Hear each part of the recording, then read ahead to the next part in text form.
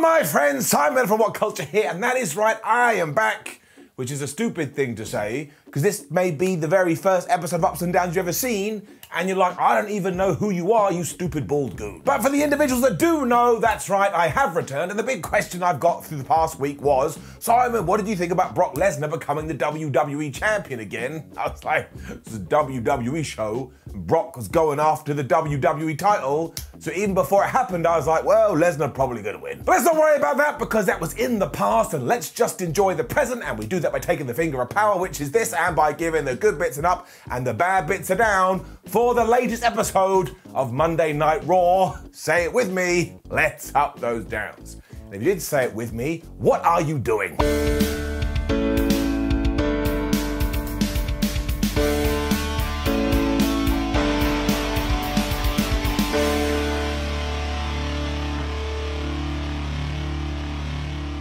You can say whatever you want about Brock Lesnar, although I wouldn't, because if he hears you, he'll probably tear your head off and do terrible things into your neck. But the point is this, he is such a good babyface. He came out to kick off Raw, and he was all smiles, he was jolly, he saw a kid in the crowd, he's like, hey man, why don't you touch the title? So that kid is going to be happy for the rest of his days, maybe, hopefully. He's just a really good guy. For some reason, he was wearing the thickest jumper imaginable, so he took it off because he was hot, which is when Paul Heyman interrupted. Now, I really wanted Heyman to go, I can't believe you took that sweater off, Brock. I gave it to you for Christmas. Do you have no respect? But he didn't. However, that was an interruption. To bring it down, the interruption counter, and it goes up to 46 for WWE and 68 overall. Maybe. Like, I watched last week, but I didn't sit there like some kind of nerd going, oh, I'm gonna write down the interruptions. So there's every chance that's completely wrong. Heyman was also quick to note that he is the special counsel for the real world champion, and did confirm that it is gonna be title versus title, winner takes all, when we do get to WrestleMania and Brock takes on Roman Reigns. I swear, if WWE doesn't use this opportunity to finally just have one world championship, well, I'm not gonna do anything. I mean, I'll just come on here and I'll moan, but as we have seen over the years, that doesn't achieve much of anything. Before then, Lesnar is going to have to defend that there championship at the Madison Square Garden house show, so I presume that WWE needs to shift a few more tickets, and while that was meant to be against Bobby Lashley, it certainly seems like Bob is going to be out for a while with a shoulder injury, so best wishes to him, so Heyman's going to go find out there and get an opponent. So I'll do it. I mean, they didn't confirm it on this show. I will take on Brock Lesnar. And sure, he'll murder me, and the headline will be like, oh, WWE superstar killed some bald guy, but at least I'll have a good time before my death. Brock then promised that he'd turn up to SmackDown to confront Roman Reigns, and while we probably could have predicted all of this before it actually happened, Brock Lesnar really good, Paul Heyman really good, it was totally fine. Quick interview with Seth Rollins and Kevin Owens after this, and they're going to be taking on RKBro in the main event, and if they win, they are going to be added to the Raw Tag Team title match in a couple of weeks. And I swear, when it comes to KO and Seth Rollins, I really don't know what the plan is. Because on paper, you would presume eventually they're going to break up and have a match at WrestleMania. But of course, the tease is that Stone Cold Steve Austin is going to return, and he's going to take on Kevin Owens. So what the flub are we gonna do with Seth? Before that though, it was the Alpha Academy versus the Street Profits, because of course if we don't do this match, the space-time continuum implodes in on itself and we all die. So don't come up here going, I can't believe we did another rematch. We need this in our lives, otherwise I don't want to know what the future holds. Now back in the world of the serious, we really do need some new tag teams in order to bolster the division, but as I always say, these four are terrific wrestlers. They're also really good tag teams, so they had a really good match. Give it up. And it was kind of obvious what was going to happen because it is Monday night, it is Raw, and WWE loves a shenanigan. So just as Montez Ford was finding his momentum, he came up with the really smart decision, oh, well, I'm going to try and slam Otis. But obviously Otis is massive, so he fell on him like a tree, and as soon as Chad Gable saw this, he ran over, he held onto Montez's foot, Otis got the 3 count, so somewhat surprisingly, the Alpha Academy won. And this is why I was totally fine with this, because even though they are the tag team champions, anytime Chad Gable and Otis are in a match, I'm like, man, WWE is gonna make them lose.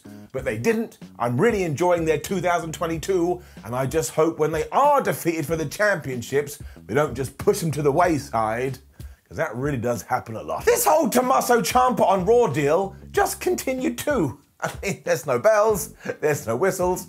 He just turned up one day and went, hello, and everyone went, well, you're already here, so fine. This is a massive plus, though, because it ties into what I said a few seconds ago, because he was all like, Dolph Ziggler, I hate you, and I'm going to beat you up on NXT. But beforehand, I have a tag team match, and as my partner, I have selected the returning Finn Balor. So for the love of everything, just make them a tag team, double down on the whole thing, and that will also make this tag team division feel a little bit less shallow.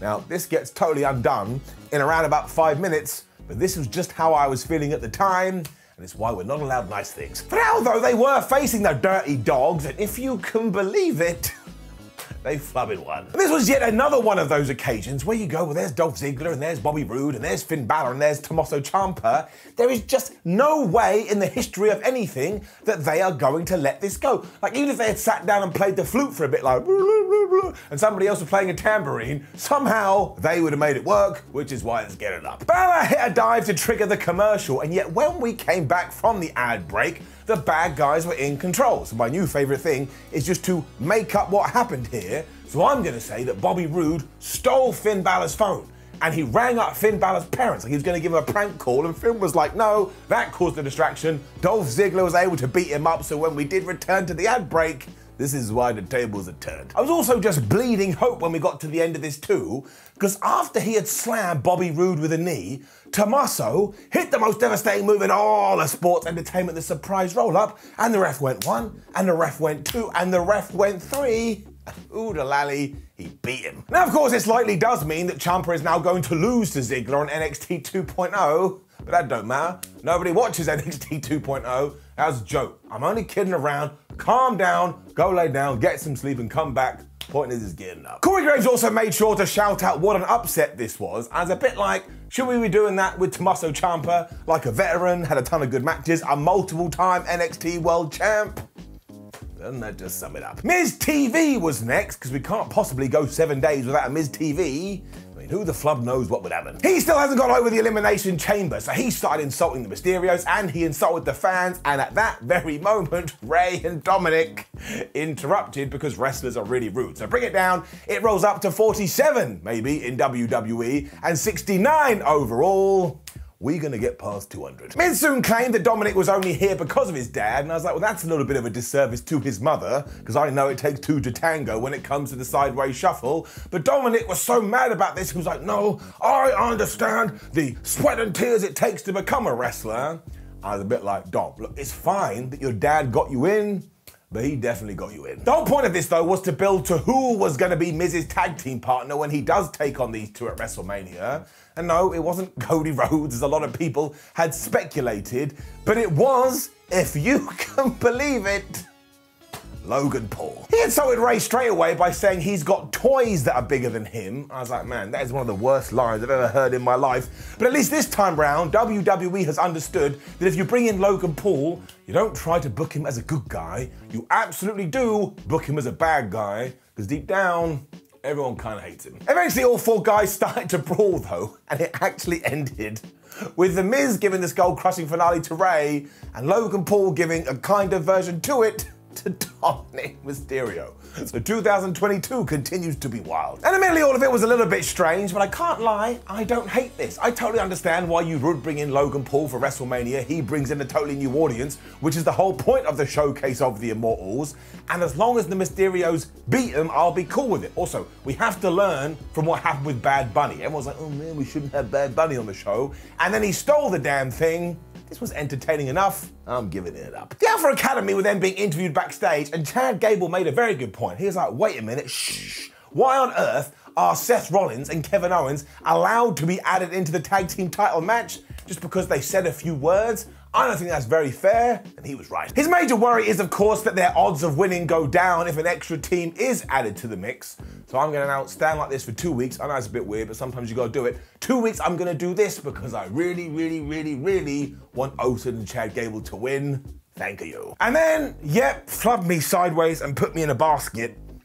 Veer is still headed to Raw. Now, he does seem more prepared because in this video, he's taken his top off, so I figure that he's just doing things really slowly. Like it took him from the end of October to now just to get half naked. So in terms of walking to an arena and having a match, I predict he will be here in 2034. I mean, we're probably gonna get to next week and he'll just take one sock off, and then we get to the week after that and take another sock off, then he'll put a hat on and take a hat off, he'll wear some glasses, then they'll be thrown to one side. This really has become absolutely ludicrous, and it has got to get it down. And speaking of things being stuck on repeat, it was then Rhea Ripley versus Nikki Ash. I mean, I look like an idiot now, or at least more of an idiot, because when they did have their first match and Rhea Ripley just beat her, I was like, well, that makes all the sense in the world. The feud wasn't really the best thing ever, so have Rhea win, and we can move on to other things. But instead, it's gone, Ripley wins, Ripley wins, Ripley wins, Ripley wins, and I think this was the fifth one or something, Ripley wins. So it's done, it's over. In no world should Nikki Ash be getting any more opportunities, even if she is almost a superhero, but that ain't even correct grammar. Also, they got, what, about 2 minutes? So this didn't help anybody down. We then got this awesome Hall of Fame video for The Undertaker, and seriously, you've got to go out of your way to watch it because it is that damn good. When it was time for Damian Priest versus Shelton Benjamin, Shelton is still coming out to the Hurt Business music, and honestly, I swear, that really helps my brain. It also made absolutely no sense because Shelton Benjamin lost to Omos in a handicap match next week, so why the flub would he be taking on the United States champion? And we had Cedric Alexander on the outside that kept interfering, but honestly, nobody in their right mind thought Shelton was gonna win this because he never wins, and Damian Priest even kicked out of the pay dirt because for some reason, Shelton ain't allowed nothing. Soon after that, Priest just hit the reckoning and he did get the 1, 2, 3. But I'm gonna kind of pull a 180 here. I really like Damian Priest and I really like Shelton Benjamin, and you could just tell they went out there with a bee in their bonnet. They were like, man, we don't have much, but we are gonna make the best of it. And I actually thought it was pretty good. I mean, it was over in around about 3 minutes, but it's getting up. But also zooming to the next challenger, because afterwards Damo got the microphone and was like, oh man, it's WrestleMania season, and I want a bigger challenge. When Finn Balor returned, like he's been away for ages, now you can't stop him coming out going, oh, it's me, Finn Balor. I said, all right, I will take you on next week. Now, what's that got to do with WrestleMania? I don't know, but I guess we'll wait and see. It also meant that my plans for the big Finn Balor Tommaso Ciampa tag team did die at this moment. And on a quick side note, we really have to end the whole guy walks out and says, I would like shot when it comes to a story. I mean, you can do whatever you want, and that really does feel a bit lame. Okay, right, look, all of this 24/7 title nonsense, you are gonna have to forgive me, and I am very sorry, but it is becoming a highlight of Raw, just because you never know what WWE is gonna do. So after Reggie had come out and asked Dana Brooke to join him, he apologized to her because obviously last week he was the biggest dick on the planet. He then laid down and called out a referee and said, oh, Dana, pin me so I can make amends. So Brooke tried to pin him, and of course Reg got his shoulder up. It was like, okay, look, this time I'm being serious, but he wasn't, and he got his shoulder up. He then did it a third time, and I was like, Dana, stop being a massive geek. However, this time, she kissed Reggie as she was pinning him, and apparently she has some kind of power lips, because Reggie didn't know what was going on, like he'd never been kissed before. And Dana Brooke beat him for the 24/7 title. Do not forget either that in the world of the story, Reggie had planned all this out backstage, so he's flipping insane. And at this moment, out came R-Truth, Tozawa, and Tamina. What's that? Hey, there's nobody meaner.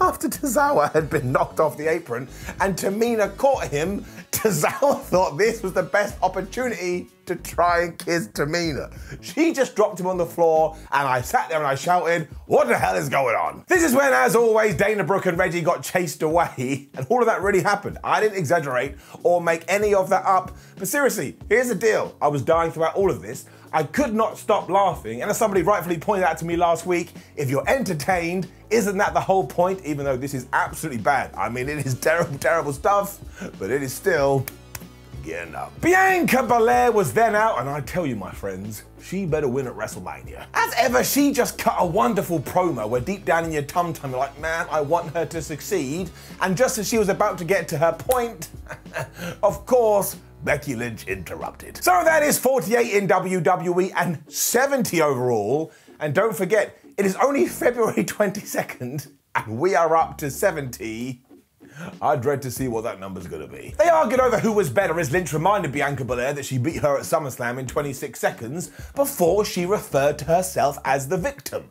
And the reason she is the victim is that ever since she did get that big win during the summer, the fans have turned on her because we all love Bianca and we all hate Becky Lynch. Now look, on this night, actually Becky did get some boos, but overall, what a pile of nonsense that is. Everybody was annoyed at WWE, but nobody was actually annoyed at Becky Lynch. And ever since, it's been this constant back and forth, and it's really getting a little bit silly. She did have this really good line though, where she was all like, well, look what I did to Lita, somebody I love, so what do you think I'm gonna do to you, somebody I despise? And I put my hand up like I was school, and I was like, I know, you're gonna kill her. Blair then doubled down on that because she was like, no, Becky, I'm going to make you the victim. So like going through my dictionary going, this definitely sounds like some kind of death threat.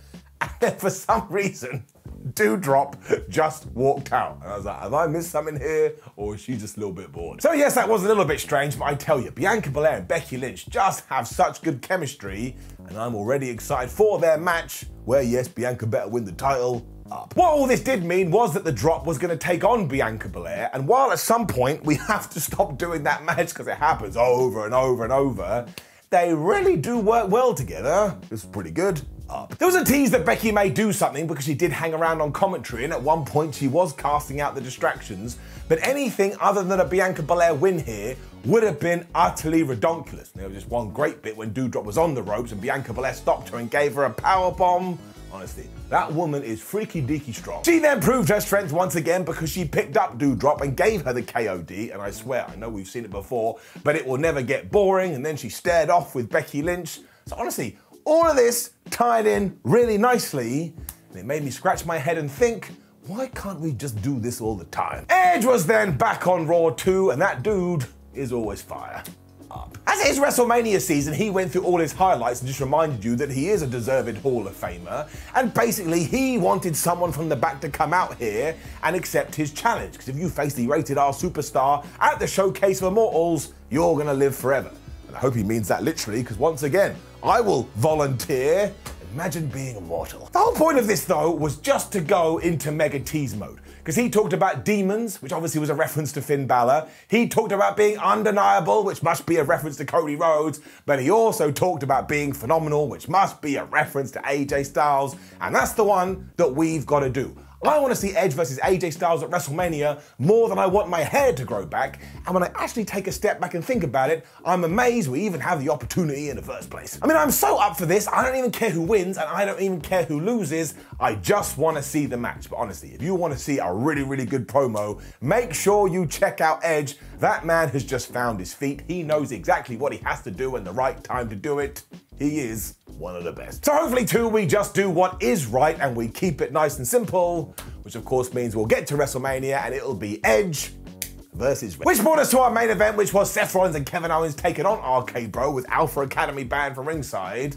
And this is one of those wrestling things where you're like, wait a minute, shouldn't all other teams always be banned from ringside? But for some reason, which will never be explained, they're not. It was just another one of those situations though where it was always going to be so damn good, and it was, especially the relationship between Kevin Owens and Seth Rollins. There were loads of times when Seth was about to get murked, but KO ran in there to try and save him. But of course it went bad constantly, including Randy Orton grabbing him, throwing him into Alan the announce table. Seth then made sure to hit a dive because he could smell that we needed a commercial break, and amazingly we did cut to the advert.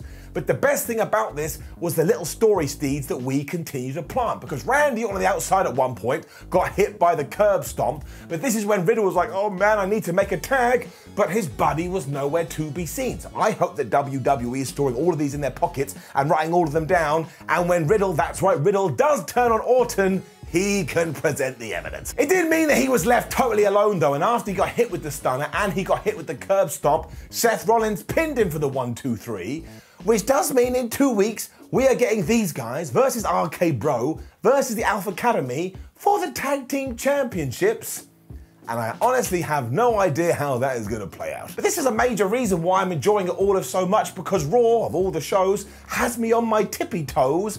I don't know what direction we're going to head, and all of this is getting it up. This did indeed mean that Raw went off air with Seth and Kevin going, man, we did it, we are the best team in the world. And we're only, what, like 5 weeks away from WrestleMania. And I actually think right now, WWE is in a pretty good place. Like, I know the main event is going to be Brock Lesnar versus Roman Reigns, number 7,822, but it's not like they have bad matches, and for now, we don't have to worry about it. So overall, Raw is getting it up. Now, please do leave a comment below and let us know what you thought about last night's episode of Raw. Like the video, share the video, and subscribe. Head over to WhatCulture.com. We will keep you up to date with all the wrestling news. We will do the same on our YouTube channel, so subscribe and watch some other videos. And we're on social media, because imagine if we weren't in 2022, everyone would look at us and go, man, you really weird. My name is Simon from WhatCulture. Thank you for joining me as always. I hope that you have terrific days and that next week, Veer flipping gets to Raw.